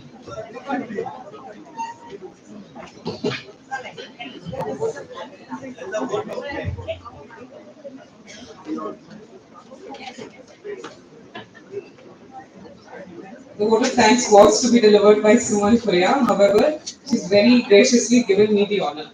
I deem it a very great honor and a privilege to propose the vote of thanks for today's function. As William Arthur Ward rightly said, feeling gratitude and not expressing it is like wrapping a present and not giving it to anyone. To begin with, on behalf of the Women's Cell Goa High Court Bar Association, I would like to thank our chief guest for today, Honorable Justice Ms. Nivedita Mehta, who has spared time from a busy schedule and graced the occasion. Thank you so much, ma'am. I also express a deep sense of gratitude and appreciation to the registrars of High Court of Bombay at Goa, both Registrar Admin Shri D.P. Satalekar and Registrar Judicial Shri Sudhir Shirgaonkar, who have been of great help and cooperation in assisting and guiding us in making all the required preparations for today. I would like to extend our sincere and humble gratitude to our keynote speaker for today, Senior Advocate Supreme Court of India, Dr. Maneka Guruswamy, for her very inspiring words for today's topic. Your words have resonated with us, ma'am, and also struck a chord with everybody to start a conversation that is much needed. Thank you so much for your time. I would also like to thank all the felicities who graciously accepted our invitation and gave us their time and made efforts to be present here. Thank you, Ms. Oda Vegas, Ms. Sonia Sirsat, Ms. Naman Sawan, and Mr. Arun Pandey. Thank you so much for being present. I would like to thank our very chairman of the High Court Bar, Goa High Court Bar Association, Senior Advocate Zilman Kol Pereira. Thank you so much for your support and guidance, and all the other members of the High Court Bar Association for their generous support. Your encouragement has bolstered all our endeavors. Thank you. A big thank you to the administrative staff of the High Court of Bombay at Goa for their commendable efforts in helping us set up all the arrangements for today's function. And last but not the least, every single person, my colleagues, students, and everyone who's made it today for this function, come all the way. I know there's a Lok Adalat today. In spite of that, everyone has been present, taken time out. Thank you so much. It is your presence that has made this function a grand success. Thank you. I request everyone to join us for lunch. Give them. Yes.